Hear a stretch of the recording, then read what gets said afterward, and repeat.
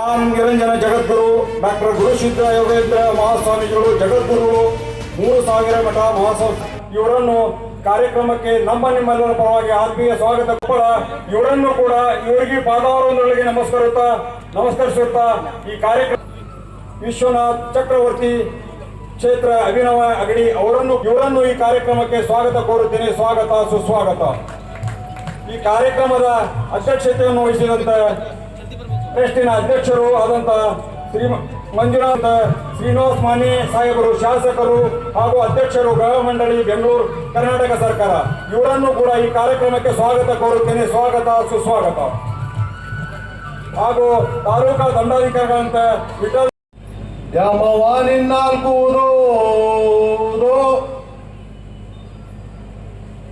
ಪರಮ ಪೂಜ್ಯ ದಿವ್ಯ ಸಾನ್ನಿಧ್ಯವನ್ನು ವಹಿಸಿದಂಥ ಶ್ರೀಮನ್ ಮಹಾರಾಜ ನಿರಂಜನ ಜಗದ್ಗುರು ಗುರುಸಿದ್ಧ ರಾಜಯೋಗದ ಮಹಾಸ್ವಾಮಿಗಳ ಪಾದಗಳಿಗೆ ನಮಸ್ಕರಿಸುತ್ತಾ, ಅದೇ ರೀತಿ ಇವತ್ತಿನ ದಿನ ದೂರದ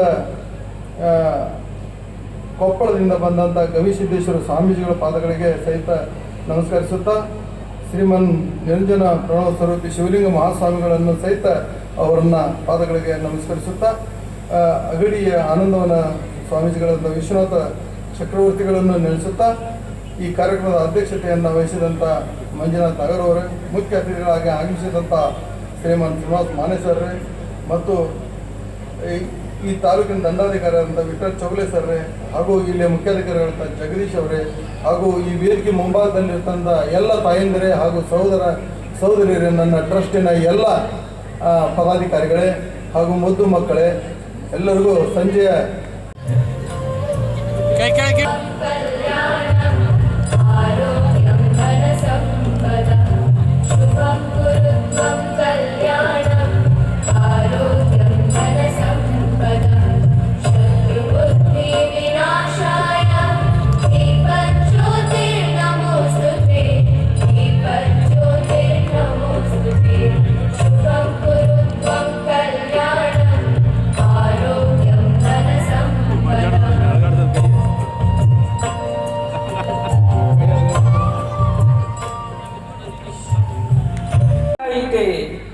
ಶಿವಯೋಗಿ ಸಿಂಹ ಐತೆ, ನೀವು ಯಾರು ಮಾತಾಡಬೇಡ್ರಿ ಅಂತ ಎಲ್ಲರಿಗೂ ಅವ ನಿಂತು ಕೈ ಮುಗಿದು ಹೇಳ್ತಿದ್ನಂತೆ. ನವಿಲೆಗುಂದದ ನಾಗಲಿಂಗಪ್ಪ ಅವನೊಬ್ಬ ಅವಧೂತನೇ ಅಲ್ಲಿ ಬಂದು ನಿಂತು ಈ ರೀತಿ ಹೇಳ್ತಾ ಇದ್ದ ಅಂದ್ರೆ ಬಾಲ್ಯದ ಮಹಂತ ಶಿವಯೋಗಿ ಆಧ್ಯಾತ್ಮದಲ್ಲಿ ಎಂಥ ಮಹಾಸಿದ್ಧಿ ಪುರುಷ ಆಗಿದ್ದ ಅನ್ನೋದನ್ನು ನೀವು ವಿಚಾರ ಮಾಡಬೇಕು. ಆದರೆ ಇವತ್ತು ಯಾಕೆ ಇದನ್ನ ಹೇಳಕತ್ತೀರಿ ಇಲ್ಲಿ ಅಂತ ನಿಮಗೆ ಅನಿಸಿರ್ಬೇಕು. ಯಾಕೆ ಹೇಳ್ತಾ ಇದ್ದೀನಿ ಅಂದರೆ ಇಲ್ಲೊಂದು ಹುಲಿ ಬಂದತ್ತಪ್ಪ ಇವತ್ತು.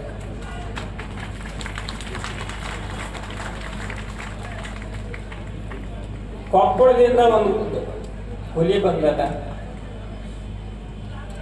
ಅವ್ರ ಮಠದಾಗ ಒಂದು ಗವಿ ಐತಿ, ಅದಕ್ಕೆ ಹೆಸರೇ ಗವಿಸಿದ್ದೇಶ್ವರ ಮಠ ಅಂತ. ಗವಿ ಒಳಗೆ ಕುಳಿತ ಹುಲಿ ಅಲ್ಲ ಅದು, ಹೊರಗೆ ಬಂದು ಅಡ್ಡಾಡಕ್ಕೆ ಬಂದತಿ ಹುಲಿ. ನಾನು ಹುಲಿ ಅದೀನಿ ಅಂತ ಹೇಳ್ಕೊಂಡ್ಬಿಟ್ರೆ ಭಾಳ ಕಷ್ಟ ಆಗುತ್ತೆ. ಅದಕ್ಕೆ ಇವತ್ತು ನಮ್ಮೂರಿಗೆ ಆ ಹುಲಿ ಬಂದದೆ ಅಂತಂದರೆ ಆ ಹುಲಿ ಮುಂದೆ ನಾವು ಭಾಳ ಏನೋ ಪೌರುಷ ತೋರ್ಸಕ್ಕೆ ಹೋದರೆ ಮಾತಾಡಕತ್ತೀವಿ. ಗೊತ್ತಾಯ್ತಾನು ಹೇಳಿದ್ದು? ಆ ಹೆಣ್ಣು ದೇವತೆ, ಗ್ರಾಮದೇವಿ, ಆದಿಶಕ್ತಿ, ಹಲವಾರು ಹೆಸರಿನಿಂದ ಕರೆಯಲ್ಪಡುವಂತಹ ಆ ತಾಯಿ.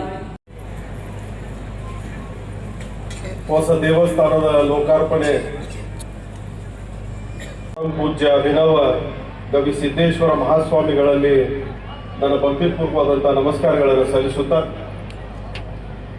ಸದಾ ನಮಗೆ ಹಲವು ಬಾರಿ ಅನೇಕ ಬಾರಿ ಪ್ರತಿ ಬಾರಿ ಮಾರ್ಗದರ್ಶನ ಮಾಡಿ ಧರ್ಮದ ದಾರಿ ದೀಪವನ್ನು ತೋರಿಸ್ತಕ್ಕಂಥ ಪರಮ ಪೂಜ್ಯ ಜಗದ್ಗುರು ಡಾಕ್ಟರ್ ಗುರುಸಿದ್ಧ ರಾಜಯೋಗೀಂದ್ರ ಮಹಾಸ್ವಾಮಿಗಳಲ್ಲಿ ನನ್ನ ಭಕ್ತಿಪೂರ್ವವಾದಂತಹ ನಮಸ್ಕಾರಗಳನ್ನು ಸಲ್ಲಿಸುತ್ತಾ, ವೇದಿಕೆ ಮೇಲೆ ಉಪಸ್ಥಿತಿದ್ದಂಥ ಎಲ್ಲ ಪರಮ ಪೂಜ್ಯರಲ್ಲಿ ನನ್ನ ನಮಸ್ಕಾರಗಳನ್ನು ಸಲ್ಲಿಸುತ್ತಾ ಮತ್ತು ದೇವಸ್ಥಾನದ ಭಕ್ತರ ಸಂಪೂರ್ಣ ಸಂಕಲ್ಪವನ್ನು ಕಾರ್ಯರೂಪಕ್ಕೆ ತರಲಿಕ್ಕೆ ನೇತೃತ್ವವನ್ನು ವಹಿಸುವಂತ ಗ್ರಾಮದೇವಿ ಜಾತ್ರಾ ಟ್ರಸ್ಟ್ ಕಮಿಟಿಯ ಅಧ್ಯಕ್ಷರು ಹಿರಿಯರಾದಂಥ ಶ್ರೀ ಮಂಜುನಾಥ್ ನಾಗಜ್ಜನವರವರೇ, ರಾಜ್ಯದ ಮಾಜಿ ಮುಖ್ಯಮಂತ್ರಿಗಳು, ನಮ್ಮ ಭಾಗದ ಸಂಸದರು, ಹಿರಿಯರಾದಂಥ ಸನ್ಮಾನ್ಯ ಬಸವರಾಜ ಬೊಮ್ಮಾಯಿ ಸಾಹೇಬ್ರೆ, ಎಲ್ಲ ಗಣ್ಯರೇ ಸೇರಿದಂಥ ಯಾವತ್ತೂ ಹಿರಿಯರೇ, ತಾಯಿಂದ್ರೆ, ಆತ್ಮೀಯ ಯುವ ಮಿತ್ರರೇ, ಬಹುಶಃ ಸಮಯದ ಮೌಲ್ಯವನ್ನು ಅರಿತು ಒಬ್ಬ ಮಹಾನ್ ಯೋಗಿ ನಮ್ಮ ಮಧ್ಯೆ ಇದ್ದಾರೆ. ಮಾನವೀಯತೆಯ ತತ್ವಗಳನ್ನು ಇವತ್ತಿನ ಕಾಲದಲ್ಲಿ ಮತ್ತೆ ಮನುಷ್ಯನಲ್ಲಿ ಅದನ್ನು ಪ್ರತಿಷ್ಠಾಪನೆ ಮಾಡತಕ್ಕಂಥ, ಜಾಗ್ರತೆ ಮಾಡತಕ್ಕಂಥ ಪ್ರಯತ್ನವನ್ನು ಶ್ರೀ ಗವಿಮಠ ಸಂಸ್ಥಾನ ಮಾಡ್ತಿರೋದು ನಮಗೆಲ್ಲರಿಗೂ ಗೊತ್ತಿರೋದು. ಅವರ ಮಾತನ್ನು ಕೇಳಲಿಕ್ಕೆ ನಾವೆಲ್ಲ ಇವತ್ತು ಬಂದಿದ್ದೇವೆ. ಹಾಗಾಗಿ ಹೆಚ್ಚಿನ ಸಮಯ ತೆಗೆದುಕೊಳ್ಳದೆ, ಅನೇಕ ವರ್ಷಗಳ ಕನಸು ಈ ದೇವಸ್ಥಾನದ ಜೀರ್ಣೋದ್ಧಾರ ಆಗಬೇಕು, ಪ್ರತಿ ತಾಲೂಕಿನಲ್ಲಿ ಇರ್ತಕ್ಕಂಥ ಭವ್ಯ ಮಂದಿರ, ದೇವತೆಯ ನೂತನ ದೇವಸ್ಥಾನದ ಲೋಕಾರ್ಪಣೆ, ಗ್ರಾಮದೇವಿಯ ಪ್ರತಿಷ್ಠಾಪನೆ, ಕಳಸಾರೋಹಣ ಈ ಕಾರ್ಯಕ್ರಮದ ಇಂದಿನ ಕಾರ್ಯಕ್ರಮದ ದಿವ್ಯ ಸಾನ್ನಿಧ್ಯ ವಹಿಸಿರುವಂಥ ಮತ್ತು ಈ ಧರ್ಮಸಭೆಯ ಸಾನ್ನಿಧ್ಯ ವಹಿಸಿರುವಂಥ ಶ್ರೀಮನ್ ನಿರಂಜನ ಜಗದ್ಗುರು ಪ್ರಸಿದ್ಧ ರಾಜಯೋಗೇಂದ್ರ ಮಹಾಸ್ವಾಮಿಗಳ 3000 ಮಠ ಹುಬ್ಬಳ್ಳಿ ಮತ್ತು ಹಾನಗಲ್ ಅವರ ಪಾದಗಳಲ್ಲಿ ನಮಸ್ಕರಿಸಿ, ಇಂದು ಹಾನಗಲ್ ನಗರಕ್ಕೆ ವಿಶೇಷವಾಗಿ ನಮ್ಮೆಲ್ಲರನ್ನೂ ಕೂಡ ಆಧ್ಯಾತ್ಮಿಕ ಸಿಂಚನದಿಂದ ಪುನೀತಗೊಳಿಸಲು ಬಂದಿರುವಂಥ ಪರಮ ಪೂಜ್ಯ ಶ್ರೀಮನ್ ನಿರಂಜನ ಪ್ರಣವ ಸರ್ವಿ ಜಗದ್ಗುರು ಅಭಿನವ ಗವಿಸಿದ್ದೇಶ್ವರ ಮಹಾಸ್ವಾಮಿಗಳ ಪಾದಾರಗಳಲ್ಲಿ ನಮಸ್ಕರಿಸಿ, ನೇತೃತ್ವ ವಹಿಸಿರುವಂಥ ಶ್ರೀಮನ್ ನಿರಂಜನ ಪ್ರಣವ ಸರ್ವಿ ಶಿವಲಿಂಗ ಮಹಾಸ್ವಾಮಿಗಳು ಅವರ ಪಾದಗಳಲ್ಲಿ ನಮಸ್ಕರಿಸಿ, ಸಾನ್ನಿಧ್ಯ ವಹಿಸಿರುವಂಥ ಶ್ರೀ ವಿಶ್ವನಾಥ್ ಚಕ್ರವರ್ತಿಗಳ ಪಾದಗಳಲ್ಲಿ ನಮಸ್ಕರಿಸಿ, ಅಧ್ಯಕ್ಷತೆ ವಹಿಸಿರುವಂಥ ಟ್ರಸ್ಟಿನ ಅಧ್ಯಕ್ಷರಾದಂಥ ಮಂಜುನಾಥ್ ನಾಗಜ್ಜನವರವರೇ ಹಾಗೂ ಪರಮ ಪೂಜ್ಯ ಆದಂಥ ಹಿರಿಯ ಶಾಂತಲಿಂಗ ಮಹಾಸ್ವಾಮಿಗಳು ಹೂವಿನಡಗಲಿ ಮತ್ತು ಕಾರ್ಯಕ್ರಮವನ್ನು ರೂಪಿಸ್ತಿರುವಂಥ ಆತ್ಮೀಯರಾದಂಥ ಬೋಧರಾಜ್ ಕರುದಿಯವರೇ, ದೇವಸ್ಥಾನದ ಎಲ್ಲ ಕಮಿಟಿಯ ಸರ್ವ ಸದಸ್ಯರೇ, ನೆರೆದಿರುವಂಥ ಹಿರಿಯರೇ, ಅಕ್ಕ ತಂಗಿಯರೇ, ಅಣ್ಣ ತಮ್ಮಂದಿರೇ, ಮಾಧ್ಯಮ ಸ್ನೇಹಿತರೆ, ಕಾರಣ ಏನು ಅಂತಂದರೆ ನಮ್ಮಲ್ಲಿರುವಂಥ ಭಕ್ತಿ. ದೇವರ ದೈವತ್ವ ಭಕ್ತರ ಭಕ್ತಿಯಿಂದ ಬರ್ತದೆ. ಎಲ್ಲಿ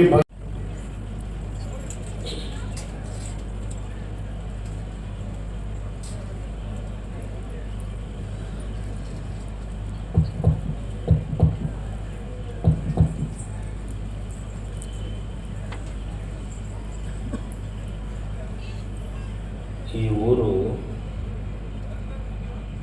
ಹಾನಗಲ್ಲ, ಅದರ ಹೆಸರೇ ಕಾವಿ ತೊಟ್ಟವರಿಗೆಲ್ಲ ಮೈ ಮನಗಳಲ್ಲಿ ಪುಳಕಿತವಾಗುವಂಥ ಊರು.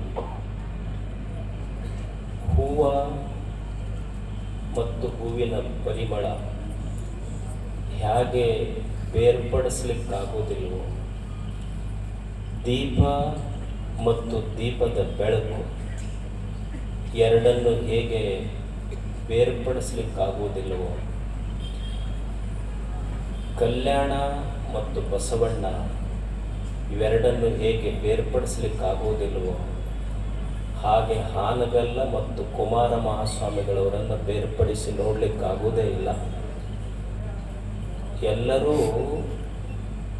ಕುಮಾರ ಮಹಾಸ್ವಾಮಿಗಳವರ ಬಗ್ಗೆ ಇಡೀ ನಾಡಿನ ಯತಿಗಳು ಮಾತನಾಡುವಾಗ ಹೇಳುವ ಉಳಿದ ಆಮೇಲೆ ಅವರ ಹೆಸರು ತಗೊಳ್ತಾರೆ. ಬಹಳ ದೊಡ್ಡ ಯತಿಯನ್ನು ಇಡೀ ನಾಡಿಗೆ ಕೊಟ್ಟಂಥ ಊರು ಹಾನಗಲ್. ಎಷ್ಟು ಜನ ಸನ್ಯಾಸಿಗಳಿಗೆ ಅವರು ತಯಾರು ಮಾಡಿದರು. ಪಂಚಾಕ್ಷರಿ ಗವಾಯಿಗಳಂಥ, ಪುಟ್ಟರಾಜ ಗವಾಯಿಗಳಂಥ ಎಷ್ಟು ಅಂದ ಅನಾಥರ ಭವಿಷ್ಯ ಹೇಳಿದ ಗುರುಗಳಲ್ಲ, ಅವರು ಭಕ್ತರ ಕೈ ನೋಡಿ ಭವಿಷ್ಯ ಹೇಳಿದ ಗುರುಗಳಲ್ಲ. ಭಕ್ತರ ಕೈ ಹಿಡಿದು ಭವಿಷ್ಯ ನಿರ್ಮಿಸಿದ ಗುರುಗಳವರು.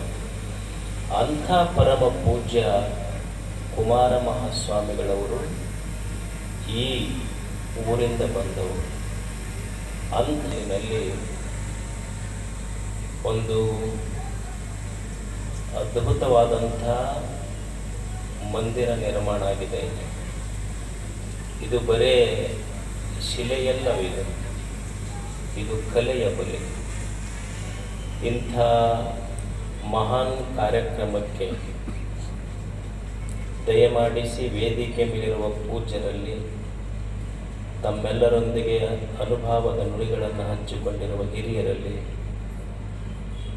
ಹಾಗೂ ಅತ್ಯಂತ ತಾಳ್ಮೆಯಿಂದ ಕುಳಿತಿರುವ ತಮ್ಮೆಲ್ಲರಲ್ಲಿ ಶರಣಾರ್ಥಿಗಳು. ನೀವು ಎಷ್ಟು ಮತ್ತು ಗುಡ್ಯಾಗ ಹೋಗಿ ದೇವರು ನೋಡ್ಬೇಕು ಅನ್ಸೋದಿಲ್ಲ. ನಿಮ್ಮ ಮುಖ ನೋಡಿದ್ರೆ ದೇವರ ದರ್ಶನವೇ ನಿಮ್ಮ ಮುಖದಲ್ಲಿ ಆಗ್ತೈತಿ. ಮತ್ತಿಷ್ಟು ಹೊಗಳ್ಕೊಂತಿರ್ಬೇಕಂದ್ರೆ ಸುಮ್ಮ ಕೊಡ್ತೀರಿ ನೀವು. ಇಷ್ಟು ಜನ ಸೇರಿದ್ರು ಆ ಶಾಂತತೆ ಪ್ರಶಾಂತತೆ ನಿಮ್ಮಲ್ಲಿ ಮನೆ ಮಾಡಿದೆ. ಇಂಥ ಎಲ್ಲರೂ ಈ ಕಾರ್ಯಕ್ರಮದಲ್ಲಿ ಸೇರಿದ್ದಾರೆ. ತಮಗೆಲ್ಲರಿಗೂ ಶರಣಾರ್ಥಿಗಳನ್ನು ಸಲ್ಲಿಸಿ,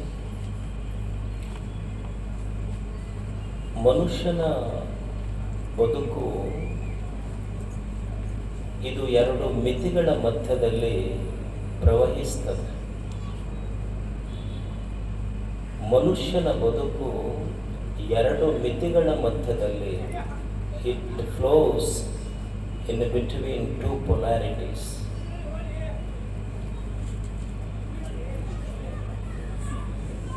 ಮನುಷ್ಯನ ಬದುಕು ಎರಡು ಮಿತಿಗಳ ಮಧ್ಯದಲ್ಲಿ ಇದು ಪ್ರವಹಿಸ್ತದೆ. ಒಂದು ಹುಟ್ಟು, ಇನ್ನೊಂದು ಸಾವು. ಹುಟ್ಟು, ಇನ್ನೊಂದು ಸಾವು. ಹುಟ್ಟು, ನಾವೆಲ್ಲರೂ ಹುಟ್ಟಿ ಬಂದಿದ್ದೇವೆ. ಆಶ್ಚರ್ಯ ಏನಂದ್ರೆ, ನಾವು ಹುಟ್ಟುವಾಗ ನಮ್ಮ ಇಚ್ಛೆಯನ್ನು ಯಾರಾದರೂ ಕೇಳಿ ನಾವು ಜನ್ಮ ಪಡ್ಕೊಂಡಿದ್ದೇವೆ. ನಾವು ಇಂಥವ್ರ ಮನೆಯೊಳಗೆ ಹುಟ್ಟಬೇಕು, ಇಂಥ ಧರ್ಮದಲ್ಲೇ ಹುಟ್ಟಬೇಕು, ಇಂಥ ಊರಲ್ಲೇ ಹುಟ್ಟಬೇಕಂತ ಹೇಳಿ ಏನರ ಗೂಗಲ್ ಅಪ್ಲಿಕೇಶನ್ ಹಾಕಿದ್ವಿ ನಾವು. ಅಂದರೆ ನಮ್ಮ ಹುಟ್ಟು ನಮ್ಮ ಇಚ್ಛೆಯಂತೆ ನಡೆದಿಲ್ಲ, ಯಾವುದೋ ಒಂದರ ಇಚ್ಛೆಯಂತೆ ನಡೆದಿದೆ. ನಮ್ಮ ಇಚ್ಛೆಯಂತೆ ನಮ್ಮ ಹುಟ್ಟಾಗಿಲ್ಲ. ಸಾವು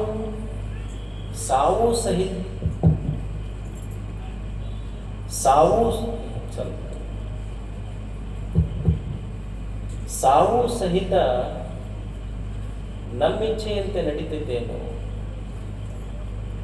ಅಕಸ್ಮಾತ್ ನನ್ನ ಮೊಮ್ಮಕ್ಕಳಿಗೆ ಒಂದಿಷ್ಟು ಸಾವು ಬಂದು ಎದುರಿಗೆ ನಿಂತ, ಆದರೂ ಸಹಿತ ನಾಯಿಗೆ ಇದು ನಮ್ಮ ಮಾಲಕನ ಬುದ್ಧಿಯನ್ನು ನೆನಹೋಯ್ತದಕ್ಕೆ. ನಾಯಿಗೆ ಏನೂ ತಿಳುವಳಿಕೆ ಇಲ್ಲದಂಥ ನಾಯಿಗೆ ಗೊತ್ತೈತೆ ಇದು ನಮ್ಮ ಮಾಲಕನ ಬುದ್ಧಿ ಅಂತ. ಮನುಷ್ಯನಿಗೂ ಗೊತ್ತಿರಬೇಕು, ಯಾವಾಗ ನಮ್ಮ ತಟ್ಟೆಯೊಳಗೆ ಅನ್ನ ಬಂದು ಬೀಳ್ತೈತೆಲ್ಲ, ಉಣ್ಣುವ ಪ್ರತಿ ತುತ್ತಿಗೂ ಸಹಿತ ಇದು ನಮ್ಮ ಮಾಲಕ ಮ್ಯಾಲ ಕುಂತ ಪಟ್ಟವನ ತುತ್ತು ಅವನ ದಾನ ಅನ್ನೋದು ನಮಗೆ ಗೊತ್ತಿರಬೇಕು ಅಂತ ಮನುಷ್ಯ. ಇದು ನಮಗೆ ಅನುಭೂತಿ ಆಗಬೇಕು.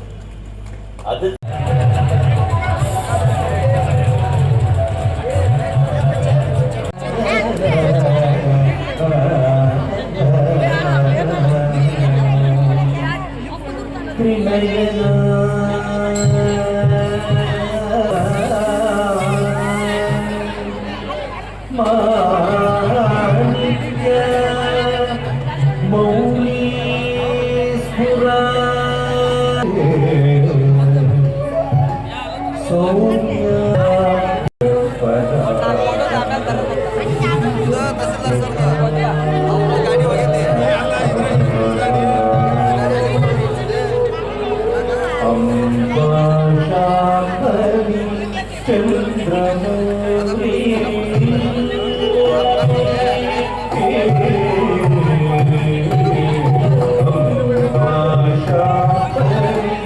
ಚಂದ್ರಮೌಳಿ ಅಮಲಾಪರಣ ಉಮಾ ಪಾರ್ವತಿ ಅಂಬ ಶಾಂಭವಿ ಚಂದ್ರ ಮೌಲಿ ಅಪರ ಅಪರಣ ಉಮಾ ಪಾರ್ವತಿ ಕಾಳಿ ಭೈರವಿ ಶಿವ ಶಿವನೇ ಕಾತ್ಯಾಯನಿ ಭೈರವಿ ಕಾಳಿ ಭೈರವಿ ಶಿವ ವಿನಯನಿ ಕಾತ್ಯಾಯನಿ ಭೈರವಿ ಅಂಬ ಶಾಂಭವಿ ಚಂದ್ರಮೌಳಿ ಅಮಲಾಪರಣ ಉಮಾ ಪಾರ್ವತಿ ಕಾಳಿ ಹೈಮವತಿ ಶಿವ ವಿನಯನಿ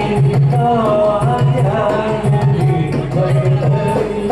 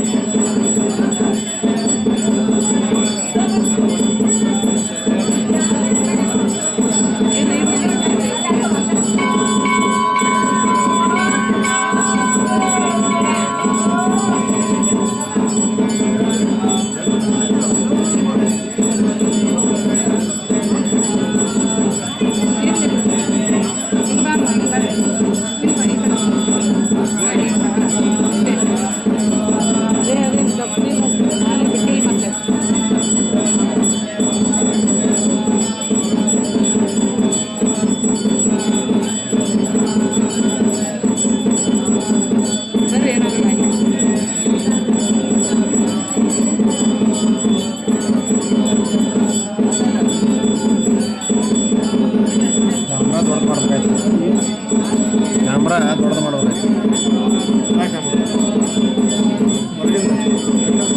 ಇದು ಪೂರ ಅಲ್ಲಿ ಕಾಣ್ತದೆ. ಒಳಗಿಂದ ಒಂದು ಕ್ಯಾಮ್ರಾ ತೊಗೊಂಡು ಬಿಟ್ಟು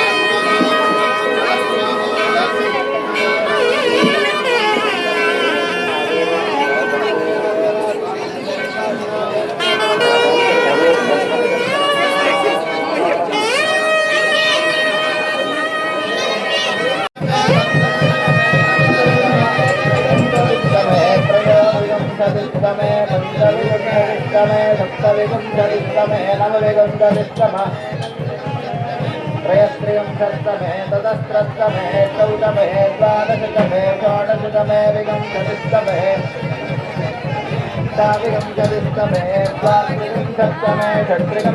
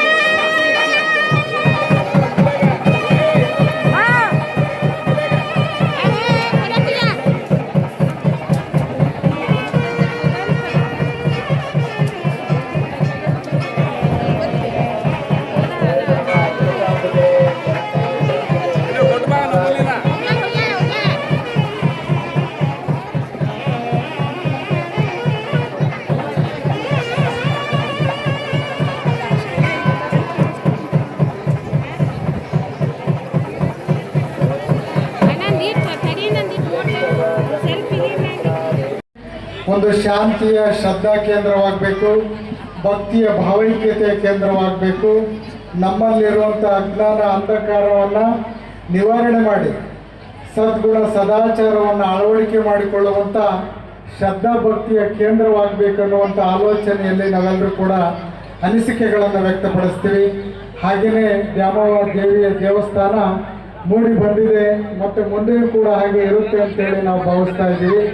ಹಾನಗಲ್ ಈ ಭಾಗದ ಧಾರ್ಮಿಕ ಹೆಚ್ಚುವರಿಯರು ಅವರು ಈ ಒಂದು ಶ್ರದ್ಧಾ ಕೇಂದ್ರದಲ್ಲಿ ಇರುವಂಥ ಸಂದರ್ಭದಲ್ಲಿ ಹಾನಗಲ್ ಪಟ್ಟಣ ಮತ್ತು ಈ ಒಂದು ಮುಂಬೈ ಕರ್ನಾಟಕದಲ್ಲಿ ಬಹುತೇಕ ಧಾರ್ಮಿಕ ಶ್ರದ್ಧಾ ಕೇಂದ್ರದ ಜೊತೆಗೆ ಭಾವೈಕ್ಯತೆಯನ್ನು ಮೂಡಿಸುವಂಥ ಪಟ್ಟಣವಾಗಿ ರೂಪಿಸೋದಕ್ಕೆ ಪೂಜ್ಯರ ಒಂದು ಸಹಕಾರ ಮತ್ತು ಅವರ ಆಶೀರ್ವಾದ ಕಾರಣವಾಗಿದೆ ಅನ್ನುವಂಥ ಮಾತನ್ನು ಈ ಸಂದರ್ಭದಲ್ಲಿ ಹೇಳಬೇಕಾಗಿದೆ ಅನ್ನುವಂಥದ್ದು. ಗ್ರಾಮದ ಹಿರಿಯರು ಮತ್ತು ಟ್ರಸ್ಟಿಗಳೆಲ್ಲರೂ ಕೂಡ ನಾವೆಲ್ಲರೂ ಕೂಡ ಮಾಡಬೇಕು.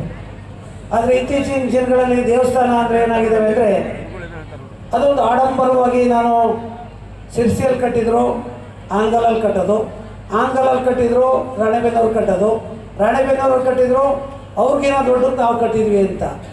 ನಿಮಗೊಂದು ಗೊತ್ತಿರಲಿ, ಹಳೆಯ ಎಲ್ಲ ದೇವಸ್ಥಾನದ ಮುಖ್ಯ ದ್ವಾರ 4 ಕಡೆ ಇರೋದು.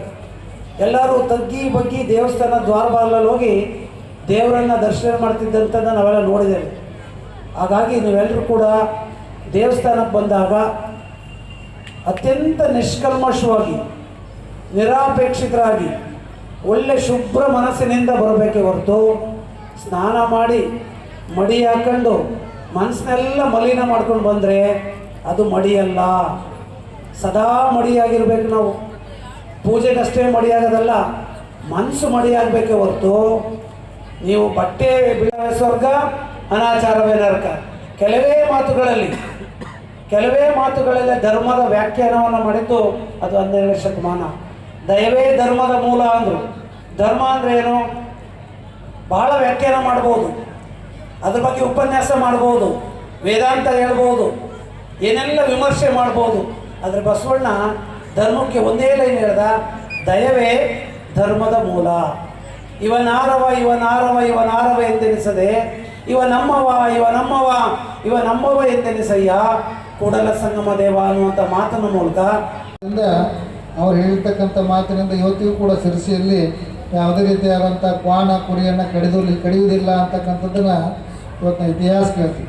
ಹಂಗೆ ಇವತ್ತು ನಾವು ದೇವಿಯನ್ನು ಯಾವ ರೀತಿ ಲಕ್ಷಾರ್ಥವನ್ನು ಏನು ಹೇಳ್ತಾರೆ ಚಿದಾನಂದ ಅವಧೂತರಂದ್ರೆ, ದೇವಿ ಪುರಾಣ ಅಂದ್ರೆ ಅದು ಹೊರಗಿನ ಪುರಾಣ ಅಲ್ಲ, ದೇವಿ ಪುರಾಣ ಅಂದ್ರೆ ದೇಹದ ಪುರಾಣ. ಈ ರಾಕ್ಷಸರು ಎಲ್ಲಿದ್ದಾರಪ್ಪ ಅಂದ್ರೆ ಹೊರಗೆ ಯಾರಿಲ್ಲ. ಈಗೆಲ್ಲ ಒಳಗೆ ನಾನು ದೇವಸ್ಥಾನದ ಒಳಗೆ ಹೋಗಿದ್ದೆ.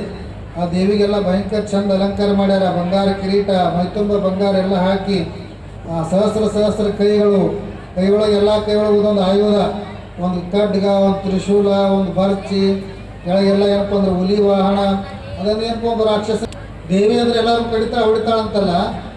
ಈ ನಮ್ಮಲ್ಲಿ ಇರ್ತಕ್ಕಂಥ ಅವಗುಣಗಳನ್ನು ಒಂದೊಂದನ್ನಾಗಿ ಸಂಹಾರ ಮಾಡಿ ವಿಜಯೋತ್ಸವವನ್ನು ಆಚರಿಸ್ತಾರೆ ಅಂತೇಳಿ ವಿಜಯದಶಮಿ ಒಳಗೆ ಸಂದೇಶವನ್ನು ಚಿದಾನಂದ ಅವಧೂತರು ಆ ಮಹಿಷಾಸುರನನ್ನು ಕ್ವಾಣಕ್ಕೆ ಹೋಲಿಸ್ತಾರೆ.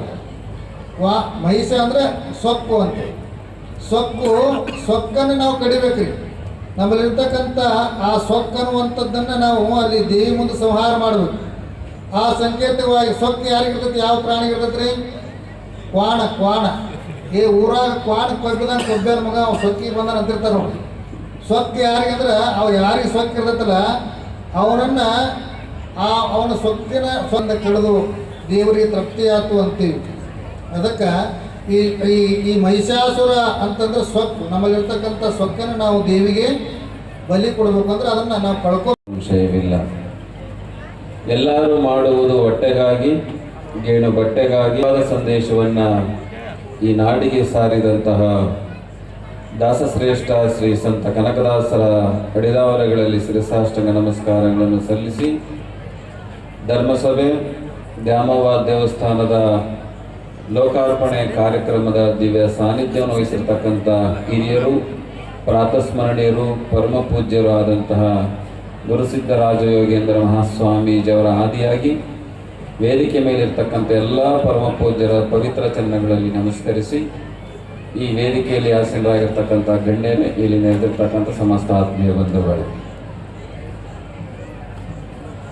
ತಾವೆಲ್ಲರೂ ಕೂಡ ಮನರಂಜನೆ ಮತ್ತು ಸಾಂಸ್ಕೃತಿಕ ಕಾರ್ಯಕ್ರಮವನ್ನು ನೋಡಲಿಕ್ಕೆ ಕಾತುರಾಗಿ ಕೂತಿದ್ದೀವಿ. ಈ ಸ್ವಾಮಿಗಳು ಎಷ್ಟೊತ್ತಿಗೆ ಭಾಷಣ ಮುಗಿಸಿ ಹೋದರು ಅಂತ ಅನ್ನುವಂಥ ಒಬ್ಬರು ಯಾರಾದ್ರೂ ಕೈ ಎತ್ತಿರ ನಮ್ಗೆ ಅರ್ಥ ಆಯ್ತು ಅವ್ರು ಮಾತಾಡಿದ್ದಂತ. ಅರ್ಥ ಆಯ್ತಾ? ಭಾಳ ಚೆನ್ನಾಗಿ ಗೊತ್ತಾಯ್ತು. ಭಾಳ ಜನಗಳು ಕೈ ಎತ್ತಿದ್ರಿ. ಅಂದರೆ ಈ ಮಾರಿ ಹಬ್ಬಗಳಿಂದ, ಮೌಢ್ಯತೆ ಹಬ್ಬಗಳಿಂದನೇ ಈ ಕುಟುಂಬಗಳು ಹಾಳಾಗಿದ್ದಾವೆ ಅನ್ನುವಂಥದ್ದನ್ನ ನಾವೆಲ್ಲ ಅರ್ಥ ಮಾಡ್ಕೋಬೇಕಾಗುತ್ತೆ ಅನ್ನುವಂಥ. ಈ ಸಮುದಾಯಗಳು ಮೌಢ್ಯತೆ ಹಬ್ಬಕ್ಕೆ ಹೊರಗೆ ಬಂದು ಯಾವಾಗ ಶಿಕ್ಷಣಕ್ಕೆ ಒತ್ತನ್ನು ಕೊಡ್ತಾವೋ ಅವತ್ತು ಈ ದೇಶದಲ್ಲಿ ಈ ಸಮಾಜಗಳು ಉದ್ಧಾರ ಆಗ್ತವೆ ಅನ್ನುವಂಥ ಸತ್ಯವನ್ನು ನಾವು ಅರ್ಥ ಮಾಡ್ಕೋಬೇಕಾಗುತ್ತೆ ಅನ್ನುವಂಥದ್ದು. ಇವತ್ತು ನಾನು ದೇವರನ್ನು ಬಹಳ ಭಕ್ತಿಯಿಂದ ಪೂಜಿಸ್ತೇನೆ. ನಾನು ಬೆಳಿಗ್ಗೆ ಎದ್ದ ತಕ್ಷಣ ಮೈ ತುಂಬ ವಿಭೂತಿ ಹಚ್ಕೊಂಡು ಎಲ್ಲ ಪೂಜೆಯನ್ನು ಮಾಡ್ತೇನೆ. ಎಲ್ಲ ದೇವರುಗಳನ್ನು ಗೌರವಿಸ್ತೇನೆ, ಪೂಜಿಸ್ತೇನೆ, ಮತ್ತು ಎಲ್ಲ ಮಂದಿರಕ್ಕೂ ಕೂಡ ಹೋಗ್ತೇನೆ. ಹಂಗಂತಂದ್ಬಿಟ್ಟು ನಾನು ಈ ಮಾತನಾಡ್ತಿದ್ದೀನಿ ಅಂತಂದ್ರೆ ನಾನು ದೇವರ ವಿರೋಧಿ ಅಲ್ಲ. ದೇವರು ನಮ್ಮ ಭಕ್ತಿಯ ಪಂಥಕ್ಕೆ ಕರ್ಕೊಂಡು ಹೋಗ್ಲಿಕ್ಕೆ ಒಂದು ದೇವಸ್ಥಾನ ಬೇಕು. ಆದರೆ ಮಂತನ ಹಾಳು ಮಾಡುವಂಥ ದೇವಸ್ಥಾನಗಳು ನಮ್ಗೆ ಅವಶ್ಯಕತೆ ಇಲ್ಲ ಅನ್ನುವಂಥದ್ದು ನನ್ನ ಉದ್ದೇಶ ಅನ್ನುವಂಥದ್ದು. ಇವತ್ತು ದ್ಯಾಮವ್ವನ ಜಾತ್ರೆಗಳು, ದುರ್ಗಮ್ಮವ್ವನ ಜಾತ್ರೆಗಳು ಇವತ್ತು ನಮ್ಮ ಶೋಷಿತ ಸಮುದಾಯವನ್ನ ಕುಟುಂಬಗಳನ್ನ ಬೀದಿಗೆ ತರುವಂತಹ ವ್ಯವಸ್ಥೆ ಈ ನಾಡಿನಲ್ಲಿ ನಡೆದಿರ್ತಕ್ಕಂಥದ್ದು ನಾನು ನೋವಿನಿಂದ ಹೇಳುವಂತಹ ಮಾತುಗಳು. ಒಂದು ಜಾತ್ರೆಯನ್ನ ಮಾಡಬೇಕಂತಂದ್ರೆ ಒಂದು ಕುಟುಂಬಕ್ಕೆ ಮಿನಿಮಮ್ 4 ಲಕ್ಷ 5 ಲಕ್ಷ ರೂಪಾಯಿ ಬೇಕು. ಅದು 5 ವರ್ಷಕ್ಕೊಂದ್ಸತಿ ಹಬ್ಬವನ್ನು ಆಚರಿಸ್ತೀರಿ, ಕುರಿಯನ್ನ ತರ್ತೀರಿ, ಸಂತೆಯನ್ನ ಮಾಡ್ತೀರಿ. ಈ ಕಡೆ ಸಾಕಷ್ಟು ಹೆಣ್ಣು ಮಕ್ಕಳಿದ್ದಾರೆ, ಇಲ್ಲಿ ಹೆಣ್ಣು ಮಕ್ಕಳು ಕೂತಿದ್ದಾರೆ. ಒಂದು ಮಾರಿ ಹಬ್ಬವನ್ನ ಸಾರಿದ ನಂತರ ನೀವು ಕುರಿಯನ್ನ ಕಡಿತೀರಿ. ಕುರಿಯನ್ನ ಕಡಿದು ಎಷ್ಟು ಕಷ್ಟಪಟ್ಟು ನೀವು ಸಾಲವನ್ನ ತಗೊಂಬಂದು ಹಬ್ಬವನ್ನ ಮಾಡಿ ಆ ಕುರಿಯನ್ನ ಕಳೆದಂಥ ಸಂದರ್ಭದಲ್ಲಿ ನಮ್ಮ ಹೆಣ್ಣು ಮಕ್ಕಳು ಕೂಡ, ನಮ್ಮ ಮನೆಯಲ್ಲಿರ್ತಕ್ಕಂಥ ಹೆಣ್ಣು ಮಕ್ಕಳು ಒಂದು ಜಾತ್ರೆಯಲ್ಲೂ ಕೂಡ ಹೊಟ್ಟೆ ತುಂಬ ಊಟ ಮಾಡದಿರ್ತಕ್ಕಂತಹ ತಾಯಿಯಂದ್ರನ್ನ ನಾನು 100 ಹೆಣ್ಣು ಮಕ್ಕಳನ್ನ ಕಂಡಿದ್ದೇನೆ ಅನ್ನುವಂಥದ್ದು. ಯಾಕಂತಂದ್ರೆ 5 ಲಕ್ಷ ರೂಪಾಯಿ ರೊಕ್ಕವನ್ನ ಖರ್ಚು ಮಾಡಿರ್ತೀರಿ, 3-4 ಕುರಿಯನ್ನ ಕಡ್ದಿರ್ತೀರಿ. ಯಾವರು ನಾವು ತಿನ್ನೋರಲ್ಲ ಅಂತಾರಲ್ಲ ಅವ್ರನ್ನೇ ಮುಂದೆ ಕರೆದು ಚಲೋ ತಿನ್ಸಿ ಕಳಿಸ್ಬಿಟ್ಬಿಟ್ಟಿರ್ತೀವಿ. ಇವು ಜಾತ್ರೆಗಳು. ಇದರಿಂದ ನೀವು ಹೊರಗಡೆ ಬರಬೇಕು. ಬಾಬಾ ಸಾಹೇಬ್ ಅಂಬೇಡ್ಕರ್ ಒಂದು ಮಾತನ್ನ ಹೇಳ್ತಾರೆ, ನಾನು ಈ ಸಂದರ್ಭದಲ್ಲಿ ಹೇಳ್ತೇನೆ. ನಾನು ಧಾಮವನ್ನು ಬಹಳ ಭಕ್ತಿಯಿಂದ ಗೌರವಿಸ್ತೇನೆ, ಭಕ್ತಿಯಿಂದ ಪೂಜಿಸ್ತೇನೆ. ಬಾಬಾ ಸಾಹೇಬ್ ಅಂಬೇಡ್ಕರ್ ಹೇಳಿದಂತಹ ಮಾತು, ಯಾವ ಗ್ರಾಮದಲ್ಲಿ, ಯಾವ ರಾಜ್ಯದಲ್ಲಿ, ಯಾವ ಜಿಲ್ಲೆಯಲ್ಲಿ, ಯಾವ ತಾಲೂಕಿನಲ್ಲಿ ದೇವಸ್ಥಾನದ ಗಂಟೆಗಿಂತ ಶಾಲೆಯ ಗಂಟೆ ಬಾರಿಸುತ್ತೋ ಆ ಗ್ರಾಮ ಉದ್ಧಾರ ಆಗುತ್ತೆ ಅನ್ನುವಂಥದ್ದನ್ನು ಬಾಬಾ ಸಾಹೇಬ್ ಅಂಬೇಡ್ಕರ್ ಹೇಳಿರ್ತಕ್ಕಂಥ ಮಾತನ್ನು ನಾನು ಸ್ಮರಣೆಯನ್ನು ಮಾಡ್ತೇನೆ. ಇವತ್ತು ಸುಮಾರು 5-6 ಕೋಟಿ ರೂಪಾಯಿ ವೆಚ್ಚದಲ್ಲಿ ದೇವಸ್ಥಾನವನ್ನು ಕಟ್ಟಿದಿರಿ, ಕಟ್ಟಬಾರದು ಅನ್ನುವಂಥದ್ದಲ್ಲ. ಇದಕ್ಕೆ ಎಷ್ಟು ಪ್ರಾಶಸ್ತ್ಯವನ್ನು ಕೊಡ್ತೀರೋ ನಿಮ್ಮ ಊರಿನ ಕನ್ನಡ ಶಾಲೆಗೂ ಕೂಡ ಅಷ್ಟೇ ಪ್ರಾಶಸ್ತ್ಯವನ್ನು ಕೊಟ್ಟರೆ ನಮ್ಮ ಮಕ್ಕಳು ಜ್ಞಾನದಿಂದ ಹೊರಗಡೆ ಬರಲಿಕ್ಕೆ ಸಾಧ್ಯತೆ ಆಗುತ್ತೆ ಅನ್ನುವಂಥದ್ದು. ಹಾಗಾಗಿ ಇವತ್ತು ಒಂದು ಸುಂದರವಾದಂತಹ ದೇವಸ್ಥಾನವನ್ನು ಕಟ್ಟಿದ್ರಿ. ಶಾಂತಿವೀರ ಸ್ವಾಮೀಜಿಯವರು ಹೇಳಿದಾಗೆ, ಮಾದಾರ ಚೆನ್ನಯ್ಯ ಸ್ವಾಮಿಗಳು ಹೇಳಿದಾಗೆ, ಅಂಬಿಗರ ಚೌಡಯ್ಯ ಸ್ವಾಮೀಜಿಯವರು ಹೇಳಿದಾಗೆ, ನಮ್ಮ ಹಿರಿಯರಾದಂತಹ ನಮ್ಮ ಪೂಜ್ಯ ಗುರುಸಿದ್ದರಾಜ ಯೋಗೇಂದ್ರ ಸ್ವಾಮೀಜಿಯವರ ಆಲೋಚನೆಯಲ್ಲಿ ಅದು ಒಂದು ಸಾಮರಸ್ಯ ಕೇಂದ್ರ ಆಗಬೇಕು, ಸಹಬಾಳ್ವೆಯ ಕೇಂದ್ರ ಆಗಬೇಕು. ನಮ್ಮ ಕುಟುಂಬದಲ್ಲಿ ಕಷ್ಟಗಳು ಬಂದಂಥ ಸಂದರ್ಭದಲ್ಲಿ ಅಲ್ಲಿ ಬಂದು ಕಷ್ಟಗಳನ್ನು ಬೇಡ್ಕೊಂಡಾಗ ಆ ಕುಟುಂಬದ ಕಷ್ಟ ಕಾರ್ಪಣ್ಯಗಳು ಹೋಗಲಾಡಿಸುವಂಥ ಒಂದು ಧಾರ್ಮಿಕ ಕ್ಷೇತ್ರ ಆಗಬೇಕೇ ಹೊರತು ಒಂದು ಜಾತಿ ವ್ಯವಸ್ಥೆ ಅಲ್ಲಿ ನಿರ್ಮಾಣ ಆಗಬಾರದು ಅನ್ನುವಂಥ ಮಾತುಗಳನ್ನು ಹೇಳಿ ಇವತ್ತು ಹಿಂದುಳಿದ ಶೋಷಿತ ಯಾವುದೇ ನನ್ನ ಬೇಡಿಕೊಳ್ಳುತ್ತಾಳೆ. ನಾನು ಇದನ್ನ ಒತ್ತಾಯವಾಗಿ ಯಾರಿಗೆ ಹೇಳ್ತೇನೆಂದ್ರೆ, ತಾಯಂದಿರೇನು ಕುತ್ಕೊಂಡಿದ್ದೀರಲ್ಲ ನೀವೆಲ್ಲರೂ ಸ್ವಲ್ಪ ಗಮನವಿಟ್ಟು ಈ ಮಾತನ್ನ ಕೇಳಬೇಕು. ತಾಯಂದಿರು ಅನುಭವ ತಗೋಬೇಕಂದ್ರೆ ಮದುವೆ ಆಗ್ಲಿದ್ದ ತಂಗಿಯರು ಇದನ್ನ ಕಿವಿಯಾರಿ ಕೇಳಬೇಕು. ನೀವು ಒಂದು ಮಗುವನ್ನ ಭೂಮಿಗೆ ನೀಡುವುದಾಗಿ 9 ತಿಂಗಳ, ಮೊದಲನೇ ತಿಂಗಳದಿಂದ 9ನೇ ತಿಂಗಳವರೆಗೆ ನೀವು ಹೊತ್ತು 9 ತಿಂಗಳ ಮುಂದೆ ಬಂದಾಗ ನನಗೆ ಬೇಡಪ್ಪ ಈ ಮಗು, ಭಗವಂತ ನನ್ನಿಂದ ಕಡೆಗೆ ಮಾಡು ಈ ಮಗುವನ್ನ ಅಂತ ಹೇಳಿ ನೀವು 2 ಕೈ ನೆಲಕ್ಕೆ ಊರಿ ಭೂಮಿ ತಾಯಿಗೆ ಆ ಮಗುವನ್ನು ಕಣ್ಣು ಮುಚ್ಚಿ ನೆಲಕ್ಕೆ ಒಗೆದಾಗ, ನೀವು ಬೇಡವೆಂದು ಒಗೆದಾಗ ಬೇಕು ಅಂತ 2 ಕೈ ಎತ್ತಿ ಏನಾದ್ರೂ ಹಿಡಿ.